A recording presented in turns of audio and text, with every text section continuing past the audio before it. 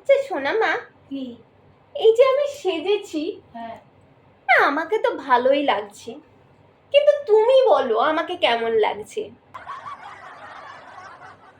মন থেকে বলো আমাকে কেমন লাগছে দেখতে। আমি জানি আমাকে ভালোই লাগছে, কিন্তু তুমি আমাকে একদম মন থেকে বলো যে আমাকে কেমন লাগছে, আমাকে সুন্দর লাগছে। মন থেকে বলবো? হ্যাঁ, মন থেকে বলো। একদম শিওর মন থেকে বলবো? হ্যাঁ, একদম শিওর, মন থেকে বলো আমাকে কেমন লাগছে। না, ভালোই লাগছে, ভালো লাগছে।